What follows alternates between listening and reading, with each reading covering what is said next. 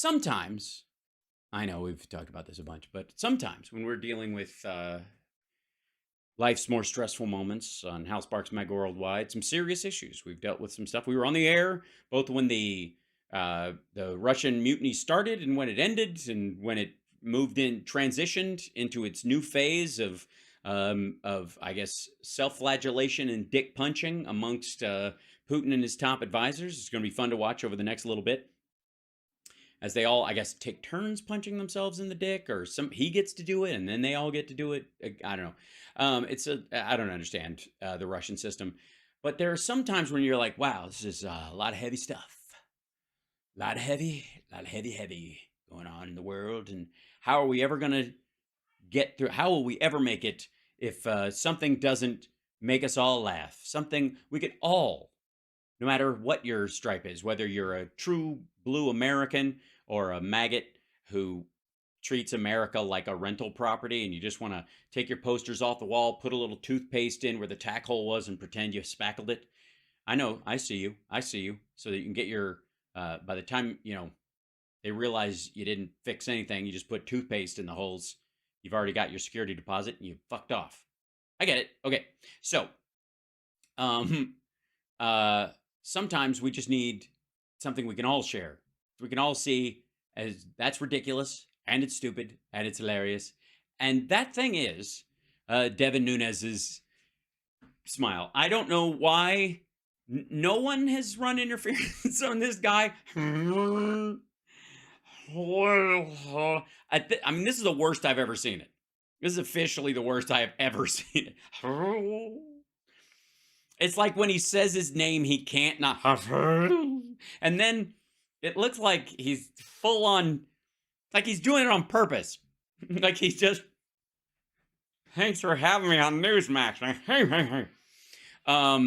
Good Lord. Anyways, this is the other side of it. We saw Megyn Kelly and her friends dealing with the reality that that Trump is going to prison because he's an idiot, not even because of his crimes. He's gotten away with other crimes before. He's just too stupid. Again, his liar's fastball is he's threw out his shoulder a long time ago, and he's just not the athlete he used to be. Meanwhile, he's on Newsmax's show, Gary and the Blow-Up Doll. I don't know what is happening. What? Honest to God, is the Matrix fucking with us? Has anybody checked on Mouse? Did he put her in here? What happened? Were you checking out the girl in the red dress? Freeze. All right, so Judge Cannon denies prosecutor request to keep the witness under seal. And then that went up to the next court, and they said, tough shit. Well, joining us now to discuss this, former California... The deranged special prosecutor, Jack Smith, working in conjunction with the DOJ and FBI, illegally leaked and spun a tape, a transcript of me, which is actually an exoneration, rather than what they would have you believe. This continuing witch hunt is another election interference scam. They are cheaters and thugs. How do they spin? Also, reminder, for the record, you can't leak a lie. This is an admission that tape is true. That's really him in the tape. Trump is admitting that's him on tape. We'll get to the spun part. I don't know what the fuck, whatever. But you cannot leak a lie. You can lie, but you can only leak something that's true. Even if it's an allegation, like this is truly an allegation that was made. It doesn't mean the allegation is true, but it's true that the allegation was made. That's what the Republicans are trying to do. That's how you dirty up the waters. This is a tape of him fucking talking. It's true. You can't leak a lie. Okay, now let's go. California Congressman and Truth Social CEO Devin Nunes. Devin, always a pleasure to see you, sir. Let's dive right into this tape here. First of all, important to note the document that's being discussed with apparently Mark Meadows, publishers there for an upcoming book, has never been located, one. But second... No. That copy has not been located. The document itself is well known, and there's a date on when Trump saw it. There's a date when Milley took it out and showed it to him. And all that is categorized, and all that is put on a calendar, and they keep track of all that shit, stupid. Finally, this is a leak. Court evidence, grand jury is supposed You can't leak a lie, but spin it, kids. Oh wait, I made a button for that. Hold on.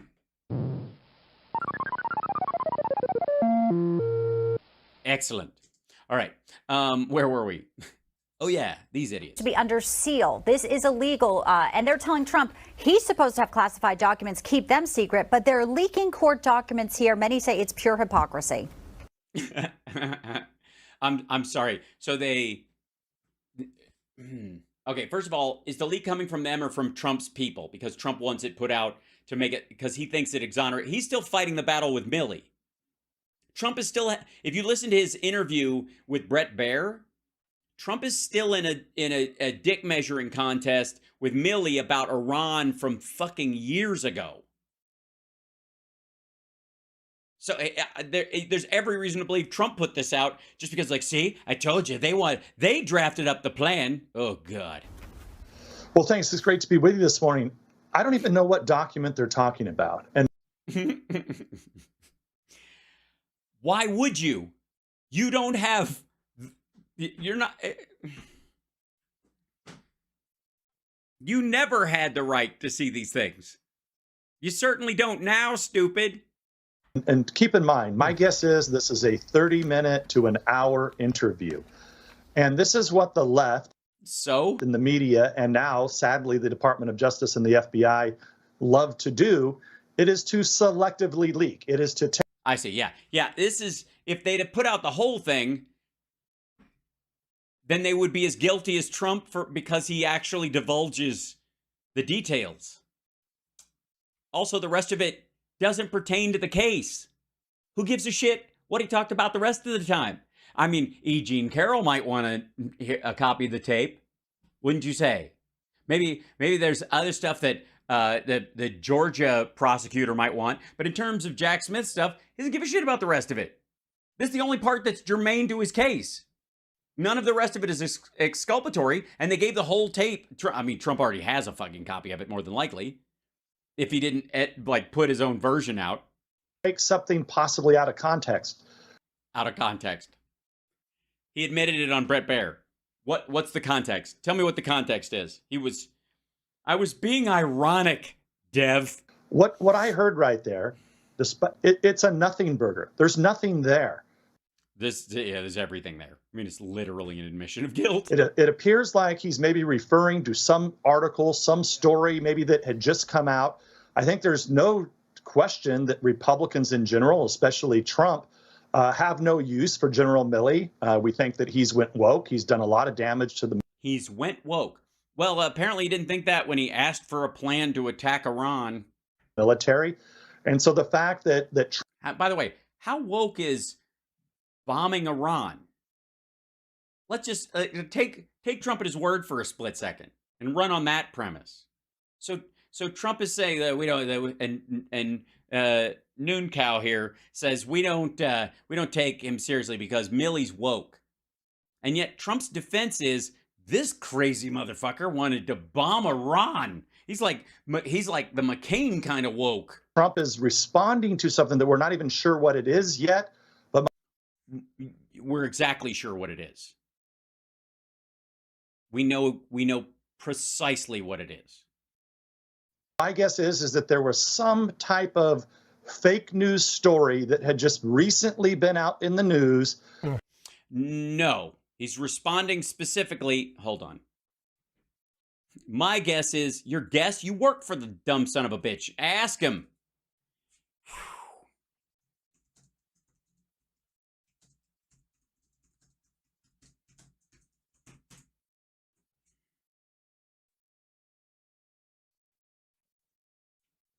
This is what he's talking about. This is what it was. You're going to have a fucking war. Mark Milley's fight to stop Trump from striking Iran. Inside the extraordinary final days conflict between the former president and his chairman of the Joint Chiefs staff. The last time that General Mark Milley, the chairman of the Joint Chiefs, spoke with Donald Trump was on January 3rd, 2021. This is, by the way, when he took the plan with him. This is when, like, when they checked the date. Oh, this is the date that the thing came out. But the subject of the Sunday afternoon meeting at the White House was Iran's nuclear program. For the past several months, Milley had been engaged in an alarmed effort to ensure that Trump did not embark on a military conflict with Iran as part of his quixotic campaign to overturn the results of the 2020 election. He's like, well, if we started a war with Iran, they can't change horses midstream, right? And he would have said that phrase 100 times, not knowing what it means, but he would have we can't, if you're going to change horses midstream, you can't change golf carts mid-seat, on the 18th, on the 8th hole, 9th, something. All right. Did not embark on military conflict. The chairman secretly feared that Trump would insist on launching a strike on Iranian interests that would set off a full-blown war. There were two nightmare scenarios. Milley told associates for the period after the November 3rd election, which resulted in Trump's defeat, but not his concession. Hold on, let me blow this up so you guys can see it a little bit better. Which resulted in Trump's defeat, but not his concession. One was that Trump would try to use military on the streets of America to prevent legitimate, peaceful transfer of power. The other was an external crisis involving Iran. It was not public at the time, but Milley believed that the nation had come very close to conflict with the Islamic Republic. This day, because he had killed one of the head of their, the Royal Guard or whatever, while he was in a car on the way to the airport in Iraq. This dangerous post-election period, Milley said, was all about Trump's Hitler-like embrace of the big lie that the election had been stolen from him. Milley feared that Trump's Reichstag moment, in which, like Adolf Hitler in 1933, he would manufacture a crisis in order to swoop in and rescue the nation. To prevent such an outcome, Milley had, since 2020, been having morning phone meetings at 8 a.m. at most days with the White House Chief of Staff, Mark Meadows. But that's why this came up, by the way, because Meadows was named in it, and the book's about Meadows, and they're writing a book about Meadows, and he's worried that Mark Meadows is going to, yep, I met with Milley. He was genuinely concerned, and I watched Trump say stupid shit all the time, so it was a reasonable fear. And Secretary of State Mike Pompeo, who also Trump hates and is running against him, or is going to, more than likely, in the hopes of getting the country safely through Joe Biden's inauguration. The chairman, a burly four-star Army general who had been appointed to the post by Trump in 2019. I know the best people. I know them all. I'm not going to use them right away. I'm saving them for the second term I never have. It's in 2 weeks. Referred to these meetings with the staff as the land the plane calls, as in, both engines are out, the landing gear were stuck, we're in an emergency situation, our job is to land this plane safely and do a peaceful transfer of power on the 20th of January. This extraordinary confrontation between the nation's top military official and the commander-in-chief had been building through 2020, but before the election, Milley had drafted a plan on how to handle the perilous period leading up to the inauguration. He outlined 4 goals. First, make sure the U.S. did not necessarily go to war overseas. Second, make sure that U.S. troops were not used on the streets of America against the American people for the purpose of keeping Trump in power. Third, to maintain the military's integrity. And lastly, to maintain his own integrity. He referred to back to them often in conversation with others. As the crisis with Trump unfolded, blah, blah, blah, there's okay. Let's see. Almost conscious of the day, Richard Nixon, when James Schlesinger reportedly warned the military not to act on any orders from the White House to launch a nuclear strike without first checking with him or with National Security Advisor Henry Kissinger, who probably would have just said, go ahead, do it. At one meeting with the Joint Chiefs in Milley's Pentagon office, the chairman invoked Benjamin Franklin's famous line saying they should all hang together, or surely we will hang separately. To concerned members of Congress, including Speaker Pelosi and Mitch McConnell, and also emissaries of the incoming Biden administration, Milley also put out the word Trump might attempt a coup, but he would fail because he would never succeed in co-opting the American military. He's also a shit leader. And, he's good at getting people to, ride their boats around in fucking swamp water and sink them and ride around in golf carts with a picture of his head on Rocky's body. But that's way different than military plans. Our loyalty is the U.S. Constitution, Milley told them. We are not going to be involved in politics. This is account being behind the scenes. Let's see if he goes to. Statement released Thursday reacting to reports of the Rucker and Lenning book. Trump said, I never threatened or spoke about to anyone a coup of our government. If I was going to do a coup, one of the last people I would want to do it is Mark Milley. Well, because he wouldn't join you in it, stupid. That's not an insult. Trump said he selected Milley for the post only because he wanted to spite his Defense Secretary Jim Mattis, who said he could not stand him. I often act counter to people's advice who I don't respect. Great. So you picked Milley to be in charge of the military because you wanted to fuck with Mad Dog Mattis? That's why. That was the standard by which Donald Trump chose leadership in our military. This is some apprentice shit.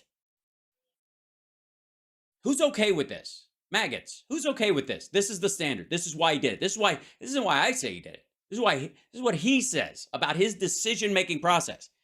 I know the best people. I'm not going to pick them, though, because I want to fuck with the guy in charge of the chairman of the Joint Chiefs. The hell? Milley had been in full alarm mode since 2020. On June 1st, Trump had used the general as a prop in his Lafayette Square photo op. Trump had marched through the plaza, blah, blah, blah. Considered resigning, but he said, I'll fight from the inside. The following week, during a previously scheduled commencement address, he apologized publicly for taking part in political display. That's why Trump hated him. Esper has been shitting on Trump lately, especially in his book. It's like he's probably the sharpest. The president went apeshit on Esper, Milley told associates, one of the worst such reamings out he had ever seen. Trump would go on to fire Esper days after he lost the 2020 election. Milley told his aide that, he had somebody do it. He had, what's his name? Kelly do it. Milley later repeated as apologies, Trump told him, according to an account of what Milley later, are a sign of weakness. Not where I come from, Milley later told associates. I don't expect you to understand, Milley said. It's an ethic for us, a duty. In a statement on Thursday, Trump referenced his anger at Milley's apology. I saw at that moment he had no courage or skill. Certainly not the type of person I would be talking coup with. I'm not into coups. Trump seems to think in this exchange, which you know what kind of a fucking spongehead you have to be to think that Milley's criticism is that he wasn't included in the coup? Because that's what Trump seems to think. Trump seems to think like, I'm not going to commit a coup. I would never, like, he's the last person I would have involved in my coup. I got other people involved. I would pick other people. Yeah, you did, dummy. You picked Steve Bannon after you pardoned him for ripping off maggots. Anyways, this is the story. And then let's see. Yeah, here it is. Finally, on January 3rd, after Trump had flown back from his Christmas vacation at Mar-a-Lago, he convened the Oval Office meeting on Iran, asking his advisors about recent reports from the IAEA on Iran's nuclear activities. Both Mike Pompeo and National Security Advisor Robert O'Brien told Trump it was not possible to do anything militarily at that point. Their attitude was that it was too late to hit them. After Milley walked through the potential costs and consequences, Trump agreed. After Milley walked through the potential costs and consequences, Trump agreed.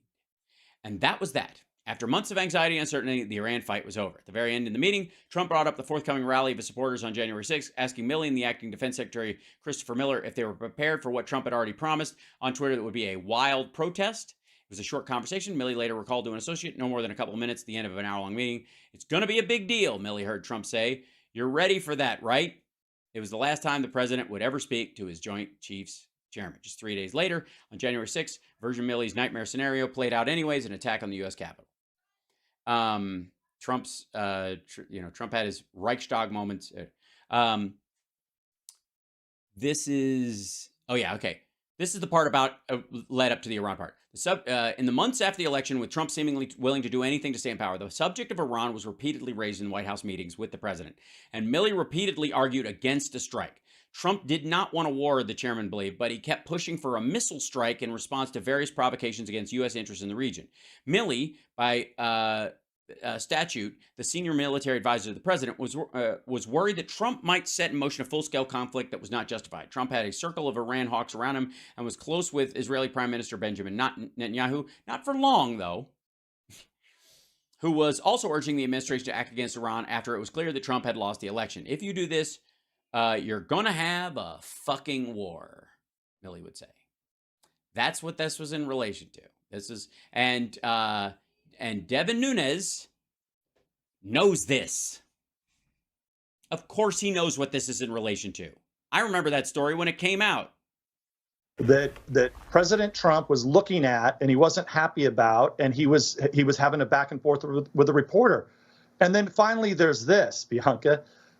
What document? What is it? Why don't they name it? I mean, if it's like some... Because the admission of its existence is specifics about it anyways. Admitting its existence specifically is a violation of its classification status. It's that top secret that they can't even give the number for it or which one it is or the draft proposal of it. The very existence of it shouldn't be known, so therefore they can't yammer about it. This is just dumb. Iran war plans. We've heard lots of leaks about this, That's right. but once again, we don't know what the hell they're talking about. So you're not supposed to, stupid. That's the point. That's why it's classified. Look, the fact CNN and the Washington Post get it, my experience with this. Really? They're just, Newsmax, you're just going to freeze that image of him and just let that, okay. This is, and it's vast experience, the leaks come from DOJ and FBI, and they're selective leaks. They're illegal leaks. Yeah. Also, by the way. And Devin, that is a huge problem. And you make a great point about we don't know. Well, they are selective. Way to use technical language. They are selective in that they had to remove the classified stuff that he blurted out in front of people at his rental property. What this document was, the president, look, he could have been bragging a little bit. I mean, he could have been talking it up a bit. But the thing that the takeaway from, I don't care what first of all, talking it up a bit, he held it up and showed it to them. They all reacted to it. They all saw the classification markings. They reacted to those classification markings. It isn't about his testimony. Those other people have been interviewed. Fuck, this is for dumb. me, what I was wondering is, well, if it's true that we were planning on attacking Iran, why didn't we? I mean, that's more intriguing to me in all this. But that said, look, is this an attempt, do you think, to try? Yeah, that's going to be Newsmax's defense of Trump after all this. We should have attacked Iran. Why didn't we bomb them? I don't know. Why didn't you guys back John McCain over this fuckhead then? And to basically try and convict Trump in the court of public opinion. Well, look. Excuse you. Trump came out before this tape came out, and because the words themselves were in the indictment because they were made public, the judge made them public. And so Trump came out and tried to say that's not what was said and this is all bullshit. And the tape got out because this is actually what he said. This is actually him, and he's not even denying it. You also have to go to the indictment. Now, I'm not a lawyer, but I've spent a lot of time with lawyers and reviewing documents over the years. And I actually don't see, everybody continues to call this classified documents. Well, number one, he's not being prosecuted under mishandling of classified documents like I would have been as a former congressman if I had information, say, sitting. Yeah, he is. Yes, he is. In my garage by a Corvette that I don't have. I would be prosecuted under the mishandling of class. No. Oh, by the way, that's the distinction here. Notice this. You're right. Trump is not being charged with mishandling anything. He's being charged with how he handled them. He's being charged with conspiracy to retain classified documents he had no right to. Mishandling? He didn't mishandle. This reminds me of one of those things when somebody gets drunk and goes on a bigoted bender yelling racial epithets at people, and they went, that was an unfortunate situation. Unfortunate. It wasn't a roulette roll. Like if it lands on red, I've got to start dropping racial epithets all over the place. You chose to do that. Classified documents. They're not doing that. So even though they call these classified documents in that indictment, they clearly must not think they're declassified. And that was a Freudian slip. Did you guys notice that one? The mishandling of classified documents. They're not doing that. So even though they call these classified documents in that indictment, they clearly must not think they're declassified. And in this case. Yeah. Yes, you're onto something, dum-dum. Accidentally, of course. Yeah, that's the problem. They're not declassified. Trump knows he has no right to declassify. You just saw the tape. You've heard it. Trump knows he has no right to declassify these things. He admitted to it. He admitted to having classified documents and hiding them and retaining them illegally. And this whole story, they're magically declassified. He knows it's horseshit, and so do you. You can't even Freudian your slip. It's real simple. Show the whole thing. The entire audio tape has to be available. There have to be witnesses there. So why wouldn't they have put in the? Yeah. Yes.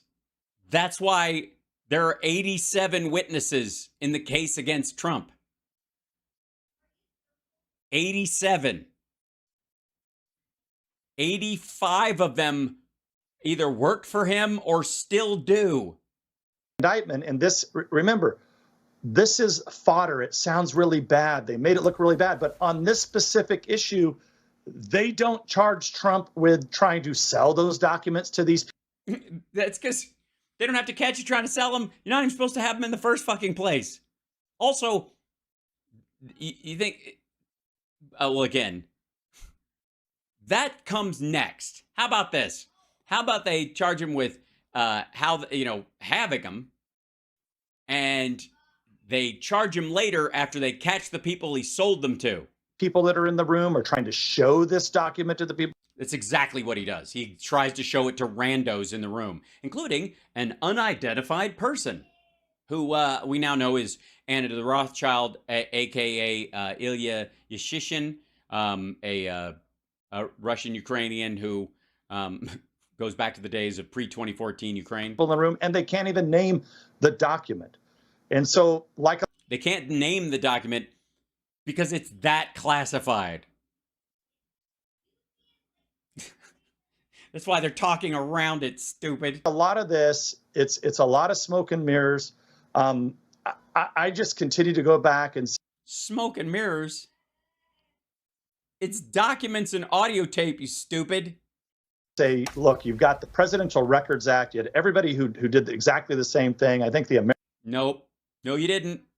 No, you didn't. Nobody else was like, let's tell my attorney that we're going to keep all these boxes in this room and not move them. And then as soon as they go home, you start bringing those boxes in. I'm going to start going through them, taking out classified stuff, put it in my desk, and then you put the boxes back when I'm done getting all the classified shit out of there. And then if they find any, if I miss any, when they go back into the place, when my attorney comes back in a couple of weeks, we'll have them go through it. And if they find any, I'll tell them to just take it out and throw it away so we don't get in trouble. And then we'll take the rest of these boxes to Bedminster. As opposed to, say, Pence and Biden specifically recently, if you're going to look at the physical documents issue, who both said, yes, we found some, we're turning those over, and they shouldn't be in the wind, and we want the FBI and people with clearance to come in and do a sweep of the whole area, make sure it's all out of here. We don't even have to be there. Knock yourself out. We're not going to call it a raid. We're not going to threaten your life. We're not going to tell our supporters that you're monsters for wanting to go through our fucking garage or our guest house or any of that shit.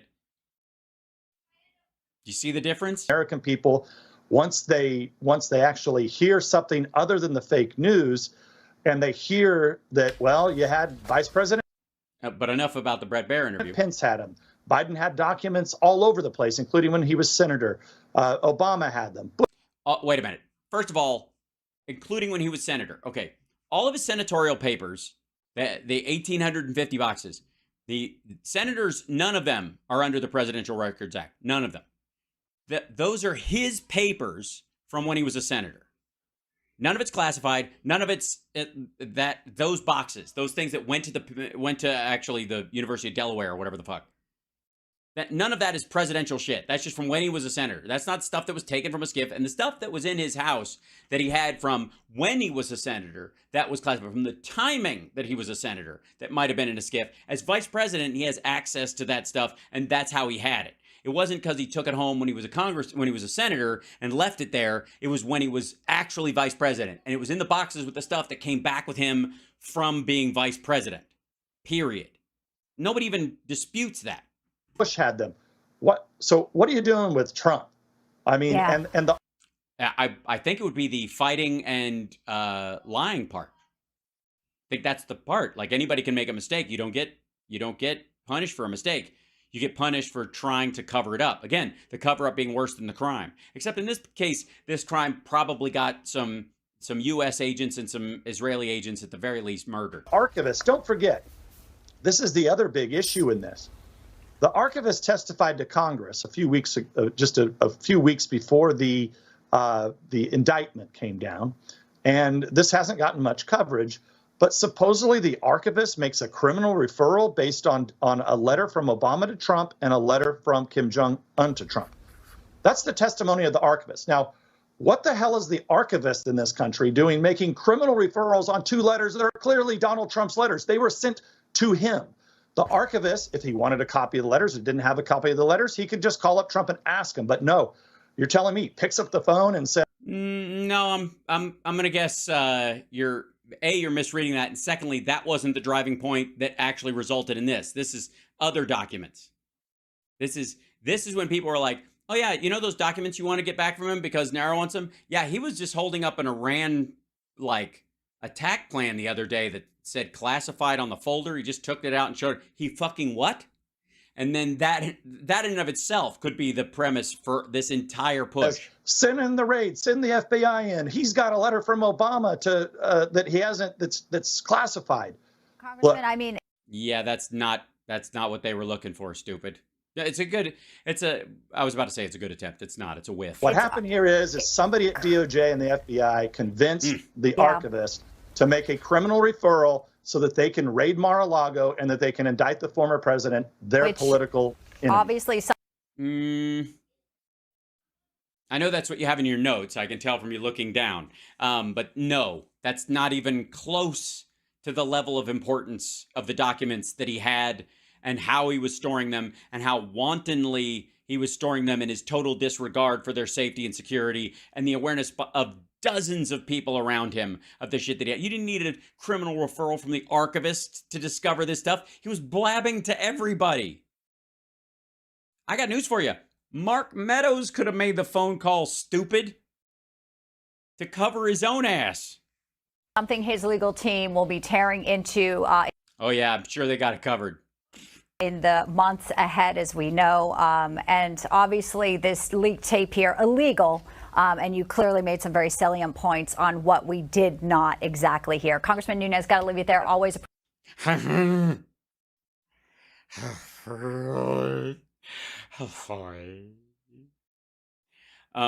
no. Like that's, I mean, if you're going to swing for it, I guess you got something.